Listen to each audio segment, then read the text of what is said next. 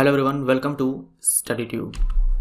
इस वीडियो में हम लोग इस सीरीज का पार्ट 50 देखेंगे। पार्ट 49 तक हम लोग ऑलरेडी कवर कर चुके हैं।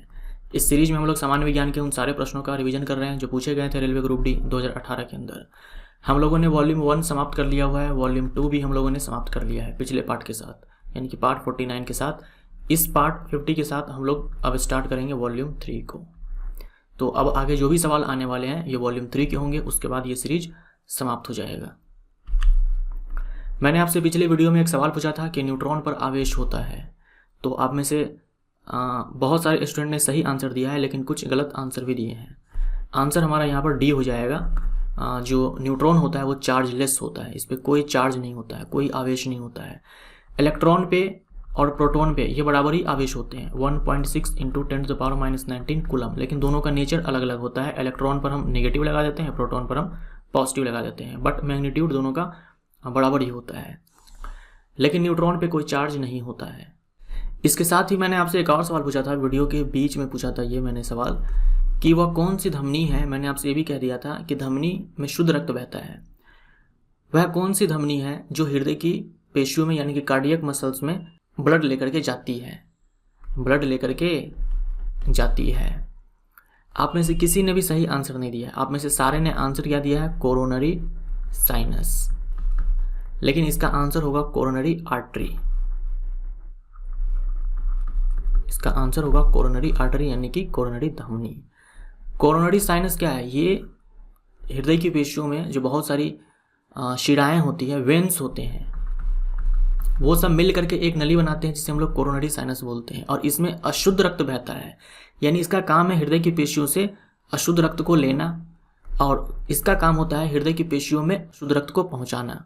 ये अंतर होता है। लेकिन आप में से सारे ने कोरोनरी साइनस आंसर को बताया है, कोरोनरी आर्टरी किसी ने भी नहीं बताया है।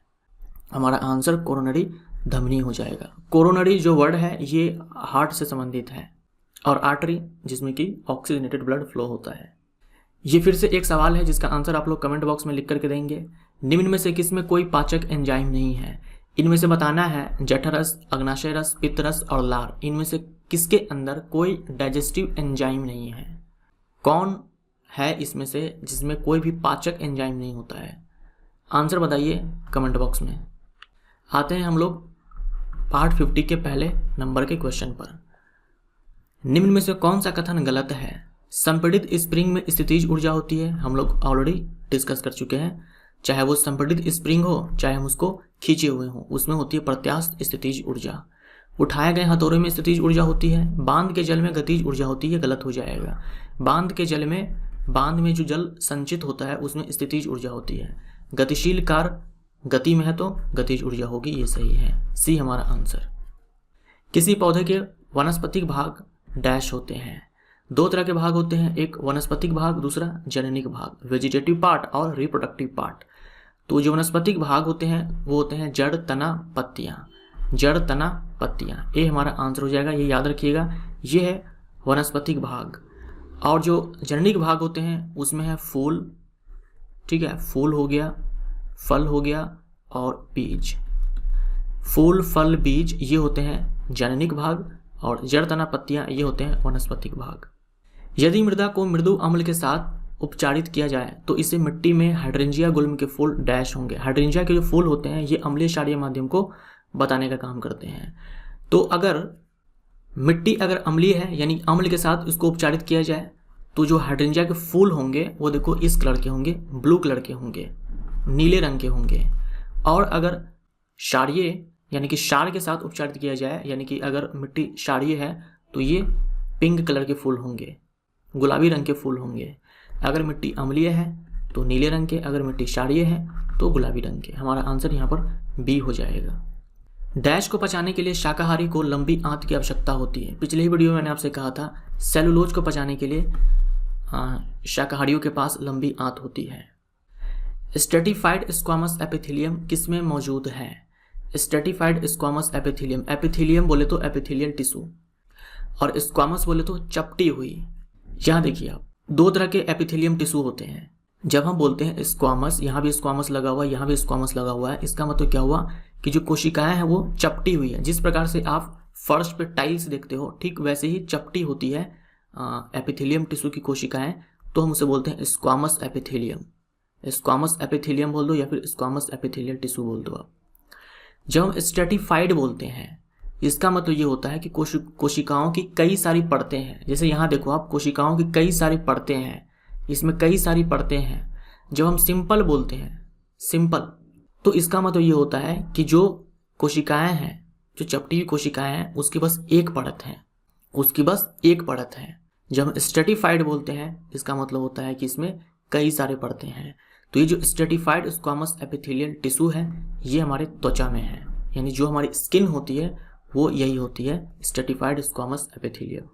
ये जो सिंपल स्क्वामस है, जिसमें कोशिकाओं की बस एक परत है, ये आपको जो लंग्स के अंदर एल्वियोलाई होते हैं, जो लंग्स के अंदर एल्वियोलाई होते हैं, इसमें ये वाला टिश्यू मिल जाएगा। उसके बाद जो ब्लड वेसल्स होते हैं, जो रक्त वाहिनियाँ होती है, उसमें ये टिश्यू मिल जाएगा आपको, सिंपल स्क्वामस टिश्यू। उसके बाद ये जो बकल कैविटी है, यानी कि जो मुख गुहा है, उसके आंतरिक भाग में, यानी कि उसको लाइन करता है ये सिंपल स्क्वामस टिश्यू, यानी कि बकल कैविटी में। बकल कैविटी में जो यहाँ पर ग्रास नली लिखा हुआ है, ईसोफेगस, इसके अंदर भी ये सिंपल स्क्वामस टिश्यू मिलेगा। यदि वायु प्रतिरोध को नगण्य माने तो मुक्त रूप से गिरते हुए पिंड की स्थितिज ऊर्जा और गतिज ऊर्जा का योग क्या होगा। पिछले ही वीडियो में मैंने आपसे कहा था कि गतिज ऊर्जा प्लस स्थितिज ऊर्जा का जो सम होता है, यानी कि जो यांत्रिक ऊर्जा होती है, ये नियत रहती है, स्थिर रहती है, कांस्टेंट रहती है। यहाँ लिखा हुआ है वायु प्रतिरोध को नगण्य माने, इसका मतलब क्या हुआ कि जो वस्तु को ऊपर फेंका गया है, अच्छा यहाँ पर है मुक्त रूप से नीचे गिर रही है, तो चलो जब वस्तु नीचे की ओर गिर रही है तो हवा उसको रोकती नहीं है, हवा के द्वारा ऊपर की ओर अपथ्रस्ट फोर्स नहीं लगाया जा रहा है। अगर लगाया जाता तो उसके अगेंस्ट में वस्तु को नीचे आना पड़ता, तो इसके अगेंस्ट में कुछ वस्तु को काम करना पड़ता, तो यहाँ पर क्या होता, कुछ एनर्जी का बोल सकते थे कि लॉस हो जाता है। तो ऐसा यहाँ पर कुछ नहीं होने वाला है। तो यहाँ पर गतिज ऊर्जा प्लस स्थितिज ऊर्जा ये नियत रहती है। निम्नलिखित में से किस हैलोजन का क्वथनांक उच्चतम होता है। किस हैलोजन का क्वथनांक उच्चतम होता है। हैलोजन में हैलोजन ग्रुप नंबर 17 के तत्व होते हैं। इसमें है फ्लोरीन, क्लोरीन, ब्रोमीन, आयोडीन, एस्टेटीन, यही सब है। तो जब हम नीचे की ओर आएंगे तो जो बॉइलिंग पॉइंट होगा ये इंक्रीज होगा, तो हमारा आंसर यहाँ पर आयोडीन हो जाएगा। 273 केल्विन का मान क्या है। केल्विन ये तापमान का एसआई मात्रक है। 273 केल्विन बराबर 0 डिग्री सेल्सियस होता है। रदरफोर्ड परमाणु मॉडल में अल्फा कण बोले तो अल्फा पार्टिकल में 2 प्रोटॉन होते हैं और 2 न्यूट्रॉन होते हैं।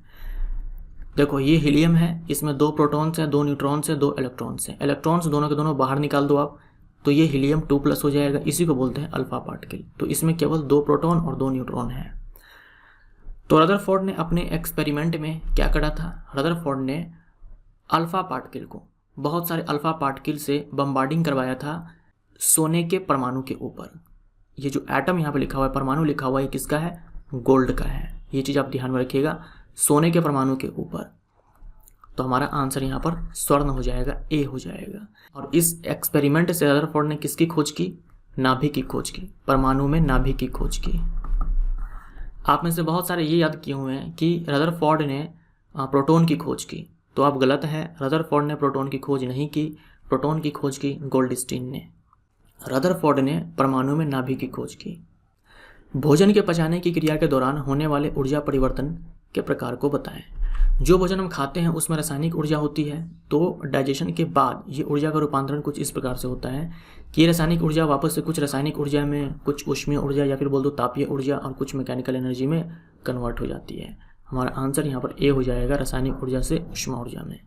एक एटीएम बराबर होता है 1.01 10⁵ पास्कल। पास्कल के स्थान पर हो सकता है ये आ जाए न्यूटन पर मीटर स्क्वायर, तो एक ही चीज़ है। एक उत्तल लेंस की फोकल लंबाई 25 सेंटीमीटर है, उसके शक्ति की गणना करें। तो शक्ति, लेंस की जो शक्ति होती है ये लिखा जाता है 1/f। यहाँ पर f आपको मीटर में डालना है।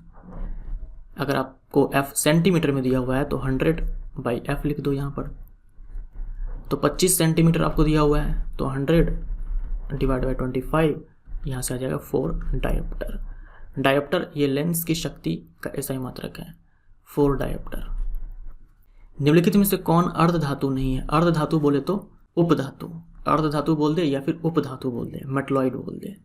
कितने होते हैं, 7 होते हैं। कौन कौन से हैं, बोरोन है, सिलिकॉन है, जर्मेनियम है, आर्सेनिक है, एंटीमनी है, टेल्यूरियम है, पोलोनियम है। हमारा आंसर यहाँ पर हो जाएगा क्लोरीन। क्लोरीन ये एक हैलोजन तत्व है। ऐसे वायर जो घरों में बिजली संचारित करते हैं उसमें डैश की कोटिंग होती है, पीवीसी की कोटिंग होती है, पॉलीविनाइल क्लोराइड की कोटिंग होती है।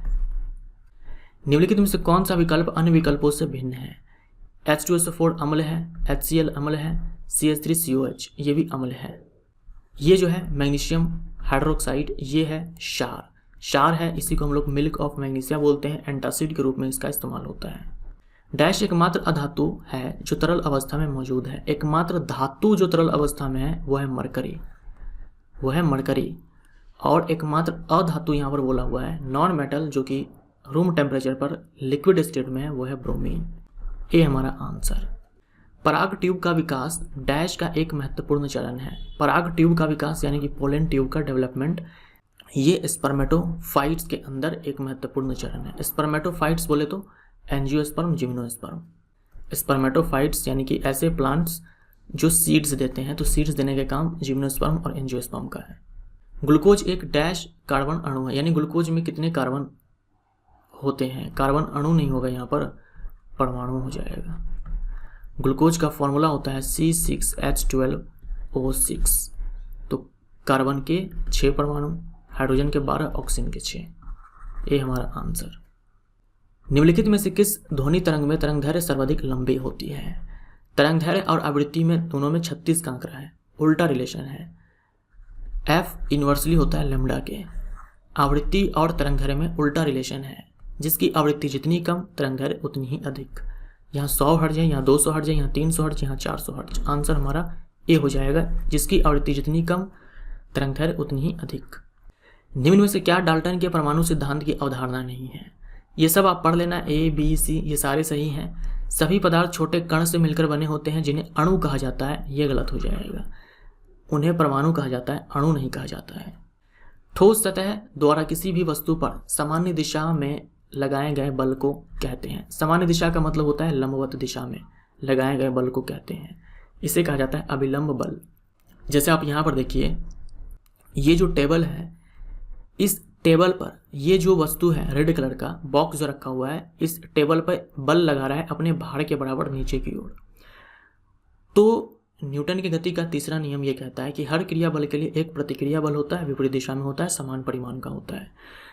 तो जब ये बॉक्स ने इस टेबल पर बल लगाया अपने भार के बराबर नीचे की ओर, तो बदले में इस टेबल ने भी इस बॉक्स के ऊपर एक बल लगाया, नॉर्मल फोर्स।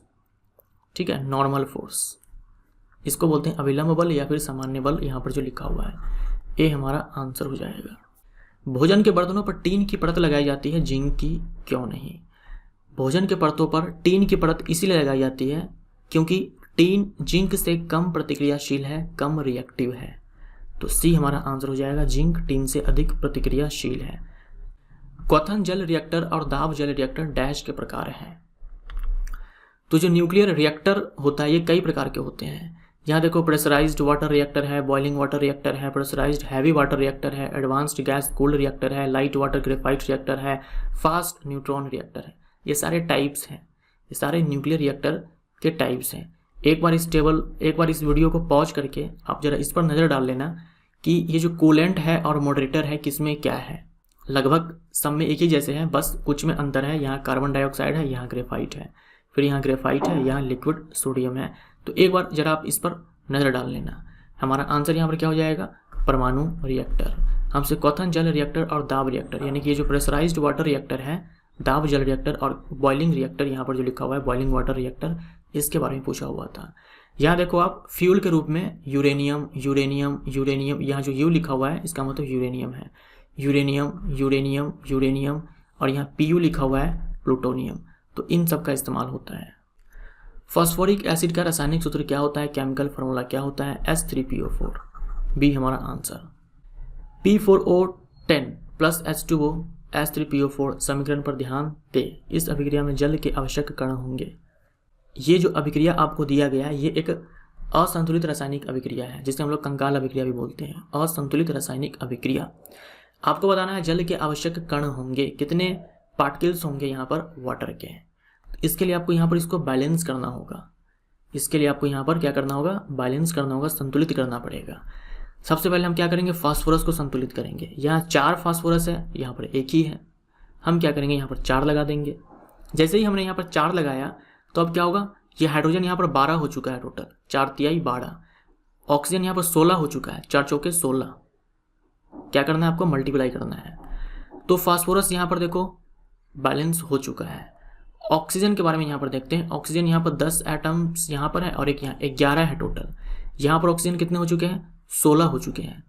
यहाँ पर 16 है, यहाँ पर 11 है। तो हम यहाँ पर ये कर सकते हैं कि यहाँ पर हम 6 लिख सकते हैं। जैसे मैंने यहाँ पर 6 लिखा, अब देखो यहाँ पर, यहाँ ऑक्सीजन के 10 एटम्स, यहाँ पर 6 हो गए। ये 6 एटम्स, 10 और 6 16, और यहाँ पर तो 16 था ही। तो फास्फोरस भी बैलेंस हो चुका है, ऑक्सीजन भी बैलेंस हो चुका है। बचता है हाइड्रोजन। तो अब हाइड्रोजन अपने आप बैलेंस हो चुका होगा, क्योंकि टोटल 3 तरह के एटम्स हैं। जब आप 2 को बैलेंस कर दोगे तो तीसरा ऑटोमेटिक है जो कि बैलेंस हो जाएगा। यहाँ देखो हाइड्रोजन के 12 एटम्स हैं, यहाँ भी हाइड्रोजन के 12 एटम्स हैं। तो यहाँ लिखा हुआ है ना 6H2O, तो जल के 6 कण होंगे यहाँ पर, मतलब जल के 6 अणु। निम्न परिस्थितियों में से किसमें कार्य नकारात्मक बल द्वारा किया गया। जब कोई वस्तु बल की दिशा के लंबवत दिशा में स्थानांतरित होती है, इस समय कार्य हमारा 0 होता है। ये आंसर नहीं होगा, हमें नेगेटिव ढूंढना है। जब वस्तु बल की दिशा में किसी कोण पर स्थानांतरित होती है, अगर किसी एंगल पर है, तो हम यहाँ पर ये नहीं बता सकते हैं कि ये पॉजिटिव है, नेगेटिव है, 0 है, क्योंकि हमें एंगल का नाम नहीं पता। ये यहाँ पर कुछ भी हो सकता है, इसलिए यहाँ पर ये कहना कि नेगेटिव होगा, ये सही नहीं होगा। जब कोई वस्तु बल की विपरीत दिशा में स्थानांतरित होती है, तो ये हमारा आंसर हो जाएगा। यहाँ पर जो वर्क होगा ये नेगेटिव होगा। जब कोई वस्तु बल की दिशा में स्थानांतरित होती है, यहाँ पर वर्क हमारा पॉजिटिव होगा। हमारा आंसर यहाँ पर सी होगा। एक गतिमान वस्तु का संवेग कुछ कारकों पर निर्भर करता है। निम्नलिखित में से कौन सा कथन सबसे उपयुक्त है। तो संवेग बराबर होता है द्रव्यमान गुने में वेग, तो द्रव्यमान और वेग पर निर्भर करता है। गतिमान वस्तु का संवेग उसके द्रव्यमान और वेग पर निर्भर करता है। फेरस क्लोराइड का आणविक सूत्र क्या है। फेरस क्लोराइड और एक होता है फेरिक क्लोराइड। फेरस क्लोराइड में आयरन का ऑक्सीडेशन स्टेट +2 होता है और फेरिक क्लोराइड में आयरन +3 ऑक्सीडेशन स्टेट में होता है। हमारा आंसर यहाँ पर हो जाएगा FeCl2। यहाँ पर आयरन का जो ऑक्सीकरण संख्या है ये है +2। एक रेडियोधर्मी धातु जो केंद्रित ऊर्जा का एक प्रचुर स्रोत है, 1789 में खोज की गई थी, जिसकी परमाणु संख्या 92 है, वह डैश है। यहाँ केंद्रित नहीं होगा, नाभिकीय होगा। ठीक है, नाभिकीय बोले तो न्यूक्लियर एनर्जी। परमाणु संख्या कितना है, 12 है। यूरेनियम हो जाएगा। यूरेनियम का एटॉमिक नंबर 92 होता है, ये ध्यान में रखिएगा। F ब्लॉक के अंदर आएगा। F ब्लॉक के अंदर भी किसमें, एक्टिनाइड सीरीज के अंदर। जो एक्टिनाइड सीरीज है उसमें जो तत्व आते हैं वो है परमाणु संख्या 90 से लेकर के 103 तक। तो यहाँ पर जो 92 है ये है यूरेनियम का। और अभी जो आपने न्यूक्लियर रिएक्टर से देखे थे उसमें मैक्सिमम में यूरेनियम का इस्तेमाल किया गया था। इसीलिए किया गया था क्योंकि ये जो यूरेनियम है यहाँ से नाभिकीय ऊर्जा प्राप्त होती है। निम्नलिखित में से विषम की पहचान करें। लकड़ी अधातु है, पीतल मिश्र धातु है, स्टील मिश्र धातु है, कॉपर धातु है। तो धातु अधातु मिश्र धातु के हिसाब से तो हम नहीं चुनेंगे। यहाँ पर हम इस आधार पर चुन सकते हैं कि ये सारे जो हैं ये विद्युत के सुचालक हैं, जबकि लकड़ी कुचालक है। निम्नलिखित में से किस प्रक्रिया के दौरान बहुत मात्रा में ऊर्जा बाहर निकलती है। कौन से प्रोसेस के अंदर बहुत सारी ऊर्जा निकलती है, बहुत सारी एनर्जी निकलती है। ये हो जाएगा वायवीय श्वसन। यहाँ वायु श्वसन लिखा हुआ है, इसका मतलब वायवीय श्वसन यानी कि एरोबिक रेस्पिरेशन। एरोबिक रेस्पिरेशन यानी कि ऑक्सीजन के प्रेजेंस में ग्लूकोज का ब्रेकडाउन, ये होता है एरोबिक रेस्पिरेशन। एनएरोबिक रेस्पिरेशन या फिर फर्मेंटेशन में बहुत ही कम ऊर्जा निकलती है, एरोबिक में बहुत ही अधिक निकलती है। टैकीग्लॉस नहीं होगा, टैकीग्लॉसस होगा। टैकीग्लॉसस डैश के बीच एक संयोजक कड़ी है। इन दोनों को आपने कहीं देखा है? आपने कहीं देखा है का मतलब मैंने क्या आपको कभी दिखाया है इन दोनों का पिक्चर? मैंने आपको ये दिखाया हुआ है। ये दोनों अंडे देने वाले स्तनधारी हैं। ये दोनों अंडे देने वाले स्तनधारी हैं। ये है डक बिली प्लेटिपस, ये है एकिडना या फिर इसी को बोलते हैं स्पाइनी एंट ईटर। वैज्ञानिक नाम है डक बिली प्लेटिपस का ऑर्निथोरिंकस, इसको बोलते हैं ऑर्निथोरिंकस और इसको बोलते हैं टैकीग्लॉसस। ये दोनों ही संयोजक कड़ी है रेप्टाइल्स एंड मैमल्स के बीच। प्रतिदिन 8 घंटे के लिए यानी एक दिन में 8 घंटे के लिए 100 वाट के इलेक्ट्रिक लैंप का उपयोग किया जाता है। 3 दिनों में लैंप द्वारा खपत ऊर्जा की इकाइयों की गणना करें। एक दिन में 8 घंटे इस्तेमाल होता है और 100 वाट इस्तेमाल होता है।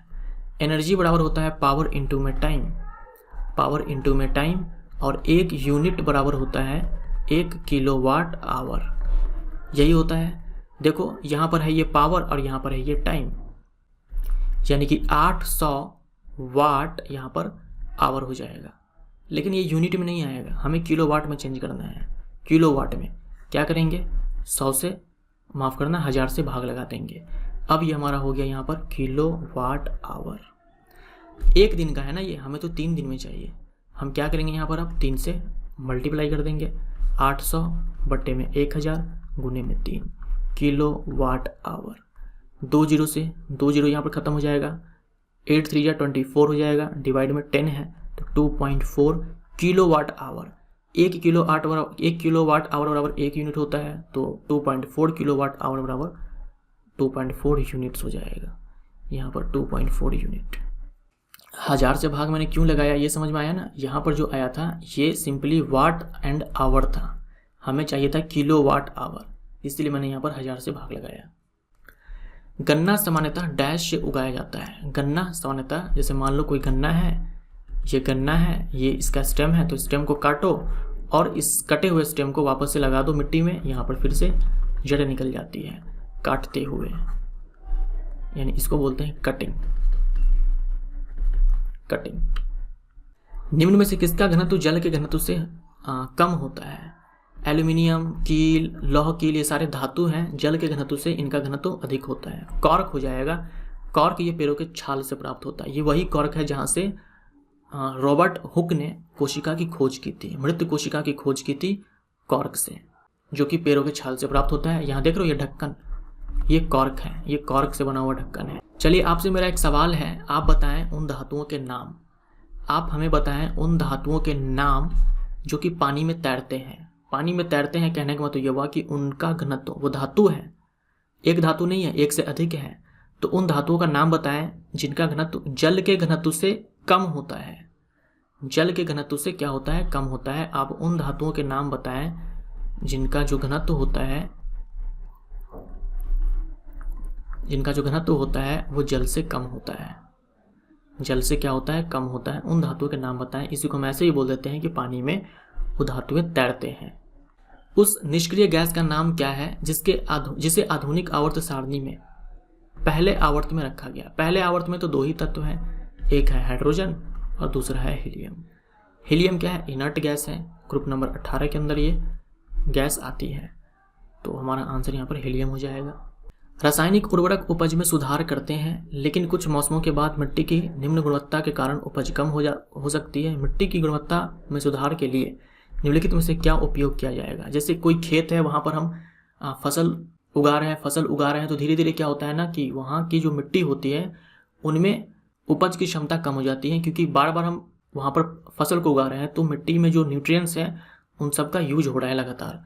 इसीलिए क्या है कि जो उपज है वो कम हो जाती है, तो वापस से उनकी गुणवत्ता बढ़ाने के लिए खाद का इस्तेमाल होता है। डी हमारा आंसर हो जाएगा, खाद यानी कि मैन्योर। ये है मैन्योर यानी कि खाद। इसमें ज़्यादातर क्या होते हैं, जो जानवर होते हैं उनके मलमूत्र होते हैं।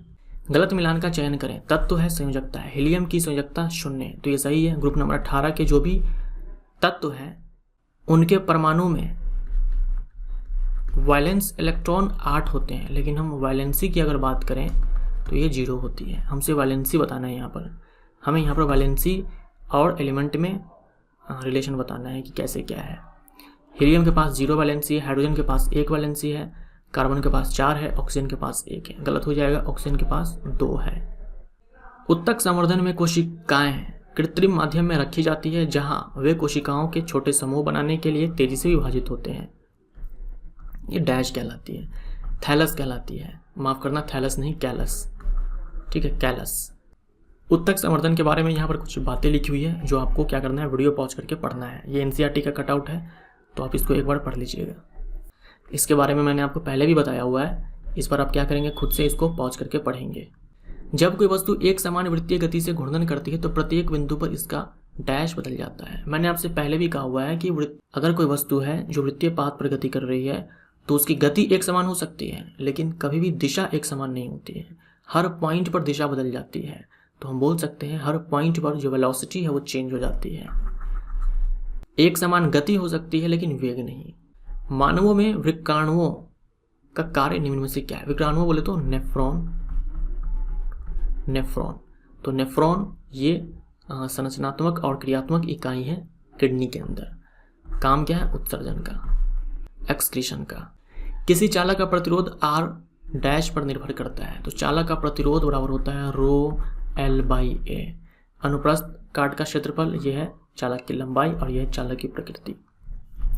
तो अनुप्रस्थ काट के क्षेत्रफल पर प्रतीत रूप से यानी कि उल्टे रूप से निम्न में से कौन सी धातु अधिक तत्परता से धन आवेशित आयन बनाती है? आंसर हीलियम हो जाए, माफ करना सोडियम हो जाएगा।